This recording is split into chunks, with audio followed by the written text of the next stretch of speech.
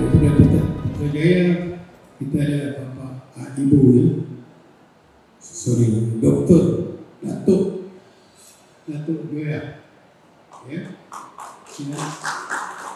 Saya sangat gembira berada di tengah-tengah Bapak Ibu sekalian, bersilaturahmi dengan semangat menjalin persaudaraan serumpun dunia Melayu dunia Islam.